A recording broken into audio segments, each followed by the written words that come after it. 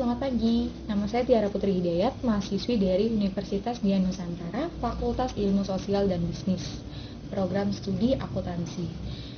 Di sini saya berkesempatan untuk mempresentasikan perihal audit sektor publik. Berikut.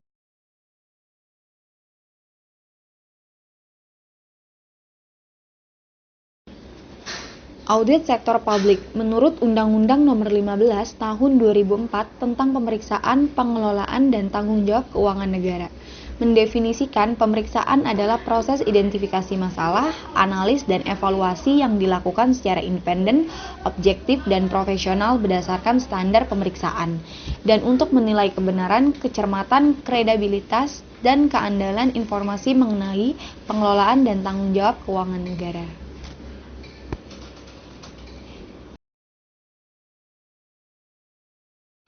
Pengertian audit sektor publik menurut Indra Bastian. Audit sektor publik adalah jasa penyelidikan bagi masyarakat atas organisasi publik dan politikus yang sudah mereka danai. Dan pengertian audit sektor publik menurut I Gusti Agung adalah sebagai berikut. Audit sektor publik suatu kegiatan yang ditunjuk terhadap entitas yang menyediakan pelayanan dan penyediaan barang yang membiayainya berasal dari penerimaan pajak dan penerimaan negara lainnya dengan tujuan untuk membandingkan antara kondisi yang ditemukan dengan kriteria yang ditetapkan.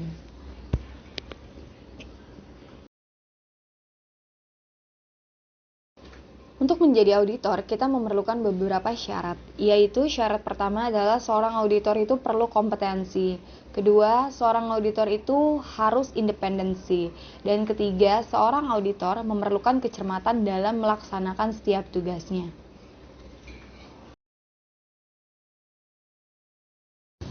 Berikut adalah peran audit sektor publik. Yang pertama, sebagai perwujudan tata kelola pemerintah yang baik atau good governance. Yang kedua, berperan sebagai pemegang fungsi atestasi berupa pemberian opini auditor. Kelembagaan audit sektor publik terbagi menjadi dua, yaitu audit internal dan audit eksternal. Audit internal terdiri atas 1. Badan Pengawasan Keuangan dan Pembangunan, yaitu BPKB. Kedua, Inspektorat Jenderal atau Irjen pada Departemen atau Jenderal Kementerian dan Lembaga Negara. Yang ketiga, Inspektorat Provinsi, Kabupaten atau Kota. Yang keempat, suatu pengawasan internal pada BUMN, BHMN atau BUMD. Lalu, untuk audit eksternal sendiri terdiri atas Badan Pemeriksaan Keuangan atau BPK Republik Indonesia. Dan yang kedua adalah auditor independen yang bekerja atas untuk nama BPK.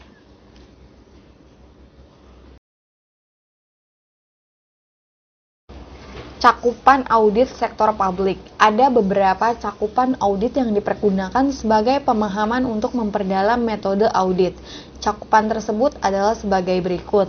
Yang pertama, audit umum, yang kedua audit operasional, kemudian audit komprehensif, lalu post audit, dan kemudian audit khusus.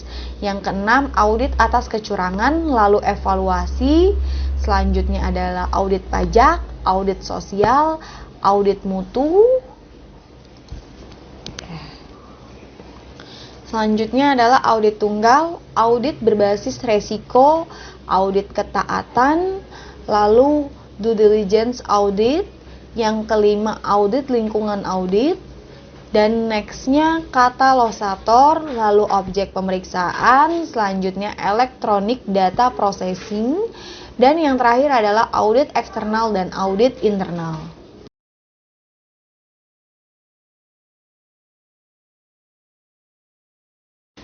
Selanjutnya adalah pembahasan mengenai objek audit sektor publik. Objek audit sektor publik meliputi keseluruhan organisasi di sektor publik atau kegiatan yang dikelola oleh organisasi sektor publik tersebut dalam rangka mencapai tujuannya. Lalu setiap objek audit memiliki wewenang dan tanggung jawab yang berbeda-beda sesuai dengan karakteristik dan sistem pendelegasian wewenang yang diselenggarakan pada organisasi tersebut. Dalam suatu divisi yang dikelola secara terdesentralisasi, Pimpinan departemen atau divisi memiliki wewenang dan tanggung jawab untuk mengatur departemen atau divisi tersebut seperti suatu organisasi yang berdiri sendiri.